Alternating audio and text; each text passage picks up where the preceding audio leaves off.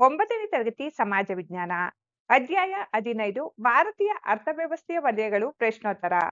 ಮುಖ್ಯ ಪ್ರಶ್ನೆ 1, ಖಾಲಿ ಬಿಟ್ಟಿರುವ ಸ್ಥಳಗಳನ್ನು ತುಂಬಿರಿ.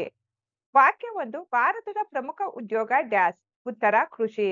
ಭಾರತದ ಪ್ರಮುಖ ಉದ್ಯೋಗ ಕೃಷಿ. 2, ಆರೋಗ್ಯ ಮತ್ತು ಶಿಕ್ಷಣ ಡ್ಯಾಶ್ ವಲಯದಲ್ಲಿ ಬರುತ್ತದೆ. ಉತ್ತರ ತೃತೀಯ. ಆರೋಗ್ಯ ಮತ್ತು ಶಿಕ್ಷಣ ತೃತೀಯ ವಲಯದಲ್ಲಿ ಬರುತ್ತದೆ. ವಾಕ್ಯ 3, ಕರ್ನಾಟಕದ ಒಟ್ಟು ಭೌಗೋಳಿಕ ವಿಸ್ತೀರ್ಣ ಡ್ಯಾಶ್. ಉತ್ತರ 1,91,791 ಚದರ ಕಿಲೋಮೀಟರ್. ಕರ್ನಾಟಕದ ಒಟ್ಟು ಭೌಗೋಳಿಕ ವಿಸ್ತೀರ್ಣ 1,91,791 ಚದರ ಕಿಲೋಮೀಟರ್ಗಳು. ವಾಕ್ಯ 4, ಸ್ಟೇಟ್ ಬ್ಯಾಂಕ್ ಆಫ್ ಮೈಸೂರು ಅನ್ನು ಸ್ಥಾಪಿಸಿದವರು ಡ್ಯಾಶ್. ಉತ್ತರ sir M Visvesvaraya. State bank of ಮೈಸೂರನ್ನು ಸ್ಥಾಪಿಸಿದವರು ಸರ್ ಎಂ ವಿಶ್ವೇಶ್ವರಯ್ಯ. ವಾಕ್ಯ 5, ತಯಾರಿಕಾ ಚಟುವಟಿಕೆಗಳು ಡ್ಯಾಶ್ ವಲಯಕ್ಕೆ ಸೇರಿವೆ. ಉತ್ತರ ದ್ವಿತೀಯ. ತಯಾರಿಕಾ ಚಟುವಟಿಕೆಗಳು ದ್ವಿತೀಯ ವಲಯಕ್ಕೆ ಸೇರಿವೆ. ವಾಕ್ಯ 6, ಕರ್ನಾಟಕದ ಕರಾವಳಿ ಪ್ರದೇಶದ ಉದ್ದ ಡ್ಯಾಶ್. ಉತ್ತರ 320 ಕಿಲೋಮೀಟರ್ಗಳು. ಕರ್ನಾಟಕದ ಕರಾವಳಿ ಪ್ರದೇಶದ ಉದ್ದ 320 ಕಿಲೋಮೀಟರ್ಗಳು. ವಾಕ್ಯ 7, ಉನ್ನತ ಶಿಕ್ಷಣ ವಿಸ್ತರಣೆಗಾಗಿ ಕರ್ನಾಟಕ ಸರ್ಕಾರ ಡ್ಯಾಶ್ ಆಯೋಗವನ್ನು ಸ್ಥಾಪಿಸಿದೆ. ಉತ್ತರ ಕರ್ನಾಟಕ ಜ್ಞಾನ. ಉನ್ನತ ಶಿಕ್ಷಣ ವಿಸ್ತರಣೆಗಾಗಿ ಕರ್ನಾಟಕ ಸರ್ಕಾರ ಕರ್ನಾಟಕ ಜ್ಞಾನ ಆಯೋಗವನ್ನು ಸ್ಥಾಪಿಸಿದೆ. ವಾಕ್ಯ 8, ನೂತನ ಆರ್ಥಿಕ ಸುಧಾರಣಾ ನೀತಿ ಡ್ಯಾಶ್ ನಲ್ಲಿ ಜಾರಿಗೆ ಬಂದಿತು. ಉತ್ತರ 1991. ನೂತನ ಆರ್ಥಿಕ ಸುಧಾರಣಾ ನೀತಿ 1991ರಲ್ಲಿ ಜಾರಿಗೆ ಬಂದಿತು. ಮುಖ್ಯ ಪ್ರಶ್ನೆ 2, ಕೆಳಗಿನ ಪ್ರಶ್ನೆಗಳಿಗೆ ಗುಂಪುಗಳಲ್ಲಿ ಚರ್ಚಿಸಿ ಉತ್ತರಗಳನ್ನು ಬರೆಯಿರಿ. ಪ್ರಶ್ನೆ ಸಂಖ್ಯೆ 9, ಪ್ರಾಥಮಿಕ ವಲಯವನ್ನು ವ್ಯಾಖ್ಯಾನಿಸಿ. ಉತ್ತರ ಕೃಷಿ ಮತ್ತು ಕೃಷಿಗೆ ಸಂಬಂಧಿಸಿದ ಚಟುವಟಿಕೆಗಳಾದ ರೇಷ್ಮೆಗಾರಿಕೆ, ತೋಟಗಾರಿಕೆ, ಪಶುಪಾಲನೆ, ಕೋಳಿ ಸಾಗಾಣಿಕೆ, ಮೀನುಗಾರಿಕೆ, ಪುಷ್ಪ ಕೃಷಿ ಮುಂತಾದವುಗಳನ್ನು ಹೊಂದಿರುವ ವಲಯ ಪ್ರಾಥಮಿಕ ವಲಯ. ಪ್ರಶ್ನೆ 10, ಭಾರತೀಯ ಕೃಷಿ ವಲಯದ ಪ್ರಾಮುಖ್ಯತೆಯನ್ನು ವಿವರಿಸಿ. ಉತ್ತರ ಭಾರತದ ಬಹುಸಂಖ್ಯಾತ ಜನರು ತಮ್ಮ ಜೀವನದ ನಿರ್ವಹಣೆಗೆ ನೇರವಾಗಿ ಮತ್ತು ಪರೋಕ್ಷವಾಗಿ ಕೃಷಿಯನ್ನೇ ಅವಲಂಬಿಸಿದ್ದಾರೆ. ಕೃಷಿ ಆಧಾರಿತ ಕೈಗಾರಿಕೆಗಳಿಗೆ ಉದಾಹರಣೆ ಜವಳಿ, ಸಕ್ಕರೆ ಅಗತ್ಯವಿರುವ ಕಚ್ಚಾ ವಸ್ತುಗಳನ್ನು ಒದಗಿಸುತ್ತದೆ. ದೇಶದ ಜನರಿಗೆ ಆಹಾರ ಧಾನ್ಯಗಳನ್ನು ಹಾಗೂ ಪ್ರಾಣಿಗಳಿಗೆ ಮೇವನ್ನು ಪೂರೈಸುತ್ತದೆ. ರೈತರ ಉಳಿತಾಯದ ಮೂಲಕ ದೇಶದ ಬಂಡವಾಳ ಸಂಗ್ರಹಣೆಗೆ ನೆರವಾಗುತ್ತದೆ. ಪ್ರಶ್ನೆ 11, ಕೈಗಾರಿಕಾ ವಲಯದ ಪ್ರಾಮುಖ್ಯತೆಯನ್ನು ವಿವರಿಸಿ. ಉತ್ತರ ರಾಷ್ಟ್ರೀಯ ಆದಾಯವನ್ನು ಹೆಚ್ಚಿಸುತ್ತದೆ. ಜನರಿಗೆ ವ್ಯಾಪಕ ಉದ್ಯೋಗಾವಕಾಶಗಳನ್ನು ಒದಗಿಸುತ್ತದೆ. ಕೃಷಿ ಭೂಮಿಯ ಮೇಲಿನ ಅತಿಯಾದ ಜನಸಂಖ್ಯಾ ಒತ್ತಡವನ್ನು ಕಡಿಮೆ ಮಾಡುತ್ತದೆ. ಟ್ರಾಕ್ಟರ್, ಕೃಷಿ ಉಪಕರಣಗಳು ಮತ್ತು ರಸಗೊಬ್ಬರಗಳನ್ನು ಪೂರೈಸುವ ಮೂಲಕ ಕೃಷಿ ಆಧುನೀಕರಣಕ್ಕೆ ನೆರವಾಗುತ್ತದೆ. ರಫ್ತು ಹೆಚ್ಚಿಸಿ ವಿದೇಶಿ ವಿನಿಮಯವನ್ನು ಗಳಿಸಿಕೊಡುತ್ತದೆ. ಪ್ರಶ್ನೆ 12, ಕರ್ನಾಟಕದ ಯಾವ ಜಿಲ್ಲೆಗಳನ್ನು ಬ್ಯಾಂಕಿಂಗ್ ಉದ್ಯಮದ ತೊಟ್ಟಿಲು ಎಂದು ಕರೆಯಲಾಗಿದೆ.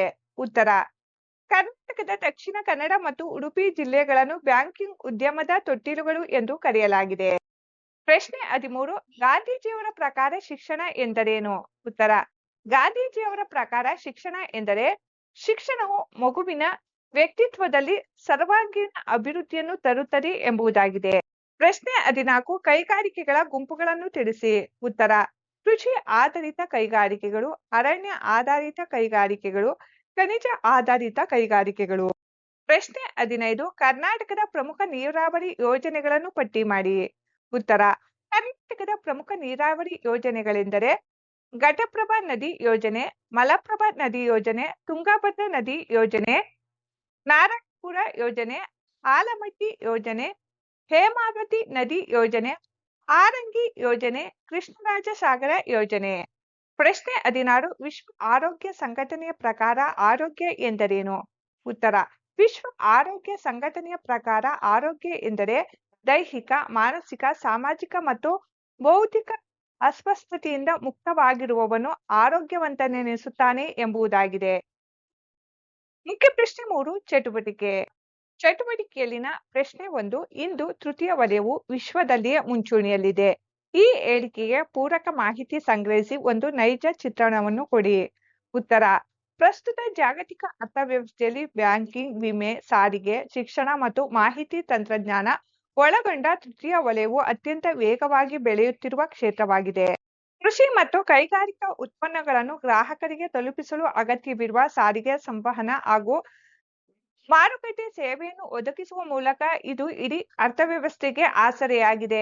ಭಾರತದ ರಾಷ್ಟ್ರೀಯ ಆದಾಯಕ್ಕೆ ತೃತೀಯ ವಲಯದ ಕೊಡುಗೆಯು 1950-51ರಲ್ಲಿ ಶೇಕಡ 28ರಷ್ಟಿದ್ದು, ಪ್ರಸ್ತುತ ಶೇಕಡ 59ಕ್ಕೂ ಹೆಚ್ಚಾಗುವ ಮೂಲಕ ಅಗ್ರಸ್ಥಾನದಲ್ಲಿದೆ. ಸಾಫ್ಟ್ವೇರ್, ಇಂಟರ್ನೆಟ್, ಡಿಜಿಟಲ್ ಬ್ಯಾಂಕಿಂಗ್ ಹಾಗೂ ಪ್ರವಾಸೋದ್ಯಮಗಳ ವಿಸ್ತರಣೆಯು ಜಾಗತಿಕ ಮಟ್ಟದಲ್ಲಿ ಲಕ್ಷಾಂತರ ಹೊಸ ಉದ್ಯೋಗಾವಕಾಶಗಳನ್ನು ಸೃಷ್ಟಿಸಿದೆ. ನಮ್ಮ ಕರ್ನಾಟಕದ ರಾಜಧಾನಿ ಬೆಂಗಳೂರು ವಿಶ್ವದ ಪ್ರಮುಖ ಮಾಹಿತಿ ತಂತ್ರಜ್ಞಾನ ಕೇಂದ್ರವಾಗಿ ಹೊರಹೊಮ್ಮಿರುವುದು ಈ ವಲಯದ ಬೆಳವಣಿಗೆಗೆ ನೈಜ ಸಾಕ್ಷಿಯಾಗಿದೆ. ಚಟುವಟಿಕೆಯಲ್ಲಿನ ಪ್ರಶ್ನೆ 2. ನಿಮ್ಮ ಪರಿಸರದಲ್ಲಿರುವ ಕೈಗಾರಿಕೆಗಳನ್ನು ಪಟ್ಟಿ ಮಾಡಿರಿ ಹಾಗೂ ಅವುಗಳನ್ನು ವರ್ಗೀಕರಿಸಿ. ಉತ್ತರ: ನಮ್ಮ ಬಾಗಲಕೋಟೆ ಜಿಲ್ಲೆಯು ಕೃಷಿ ಮತ್ತು ಖನಿಜ ಸಂಪನ್ಮೂಲಗಳಿಂದ ಸಮೃದ್ಧವಾಗಿದ್ದು, ಇಲ್ಲಿ ವಿವಿಧ ಮಾದರಿಯ ಕೈಗಾರಿಕೆಗಳನ್ನು ಕಾಣಬಹುದು.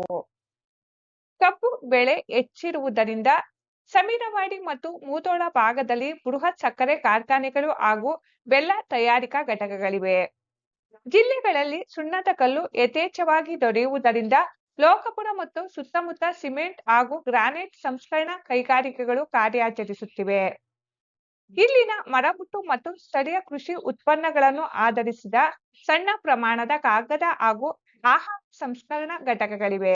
ಇಳಕಲ್ ಸೀರೆ, ನೇಕಾರಿಕೆ, ಸಕ್ಕರೆ ಮತ್ತು ಸುಣ್ಣದ ಕಲ್ಲು ಉತ್ಪಾದನಾ ಘಟಕಗಳು ಇಲ್ಲಿನ ಪ್ರಮುಖ ಸೂಕ್ಷ್ಮ ಹಾಗೂ ಸಣ್ಣ ಪ್ರಮಾಣದ ಉದ್ಯಮಗಳಾಗಿವೆ. ಹೀಗೆ ಬಾಗಲಕೋಟೆ ಜಿಲ್ಲೆಯಲ್ಲಿ ಕೃಷಿ, ಖನಿಜ ಮತ್ತು ಸಾಂಪ್ರದಾಯಿಕ ನೇಕಾರಿಕೆಯನ್ನು ಆಧರಿಸಿದ ಪ್ರಮುಖ ಕೈಗಾರಿಕೆಗಳು ಸ್ಥಳೀಯ ಜನರಿಗೆ ಜೀವನೋಪಾಯ ಒದಗಿಸಿವೆ. ಪ್ರಶ್ನೆ 4. ಯೋಜನೆ. ಪ್ರಶ್ನೆ 1. ಕರ್ನಾಟಕದ ಅರ್ಥವ್ಯವಸ್ಥೆಯ ವಿವಿಧ ವಲಯಗಳ ಚಟುವಟಿಕೆ ಕುರಿತು ಒಂದು ವರದಿ ತಯಾರಿಸಿ. ವಿಷಯ: ಅರ್ಥಶಾಸ್ತ್ರ. ಕರ್ನಾಟಕದ ಆರ್ಥಿಕತೆಯನ್ನು ಮುಖ್ಯವಾಗಿ ಪ್ರಾಥಮಿಕ, ದ್ವಿತೀಯ ಮತ್ತು ತೃತೀಯ ವಲಯಗಳೆಂದು 3 ಭಾಗಗಳಾಗಿ ವಿಂಗಡಿಸಲಾಗಿದೆ. ಪ್ರಾಥಮಿಕ ವಲಯದಲ್ಲಿ ಕೃಷಿ, ಪಶುಪಾಲನೆ, ಹೈನುಗಾರಿಕೆ, ತೋಟಗಾರಿಕೆ, ರೇಷ್ಮೆ ಕೃಷಿ, ಮೀನುಗಾರಿಕೆ ಮತ್ತು ಅರಣ್ಯ ಆಧಾರಿತ ಚಟುವಟಿಕೆಗಳು ಪ್ರಮುಖವಾಗಿ ಕಂಡುಬರುತ್ತವೆ. ರಾಜ್ಯದ ಶೇಕಡ 52ಕ್ಕಿಂತ ಹೆಚ್ಚು ಜನರು ತಮ್ಮ ಜೀವನೋಪಾಯಕ್ಕಾಗಿ ಕೃಷಿ ಹಾಗೂ ಅದರ ಸಂಬಂಧಿತ ಚಟುವಟಿಕೆಗಳನ್ನೇ ಅವಲಂಬಿಸಿದ್ದಾರೆ. ದ್ವಿತೀಯ ವಲಯದಲ್ಲಿ ಸಕ್ಕರೆ, ಜವಳಿ, ಸಿಮೆಂಟ್, ಕಾಗದ ಮುಂತಾದ ಕೃಷಿ, ಖನಿಜ ಹಾಗೂ ಅರಣ್ಯ ಆಧಾರಿತ ತಯಾರಿಕಾ ಉದ್ಯಮಗಳು ಕಾರ್ಯನಿರ್ವಹಿಸುತ್ತವೆ. ಜೊತೆಗೆ HAL, BEL, NAL ನಂತಹ ಬೃಹತ್ ಸಾರ್ವಜನಿಕ ಉದ್ಯಮಗಳು ಮತ್ತು ವಾಹನ ತಯಾರಿಕಾ ಖಾಸಗಿ ಕೈಗಾರಿಕೆಗಳು ರಾಜ್ಯದಲ್ಲಿ ಸಕ್ರಿಯವಾಗಿವೆ. ತೃತೀಯ ವಲಯದಲ್ಲಿ ಬ್ಯಾಂಕಿಂಗ್, ವಿಮೆ, ಸಾರಿಗೆ, ಸಂಪರ್ಕ, ಶಿಕ್ಷಣ, ಆರೋಗ್ಯ ಮತ್ತು ಪ್ರವಾಸೋದ್ಯಮದಂತಹ ಪ್ರಮುಖ ಸೇವೆಗಳು ಸೇರಿವೆ. ರಾಜಧಾನಿ ಬೆಂಗಳೂರು ಮಾಹಿತಿ ತಂತ್ರಜ್ಞಾನ ಮತ್ತು ಜೈವಿಕ ತಂತ್ರಜ್ಞಾನ ಉದ್ಯಮಗಳಲ್ಲಿ ಜಾಗತಿಕ ಮಟ್ಟದಲ್ಲಿ ಮುಂಚೂಣಿಯಲ್ಲಿದ್ದು ರಾಜ್ಯಕ್ಕೆ ಭಾರಿ ಆದಾಯ ತಂದುಕೊಡುತ್ತಿದೆ. ಹೀಗೆ ಈ 3 ವಲಯಗಳು ಪರಸ್ಪರ ಸಹಕಾರ ಮತ್ತು ಅವಲಂಬನೆಯೊಂದಿಗೆ ಕರ್ನಾಟಕದ ಸಮಗ್ರ ಆರ್ಥಿಕ ಅಭಿವೃದ್ಧಿಗೆ ಕೊಡುಗೆ ನೀಡುತ್ತಿವೆ.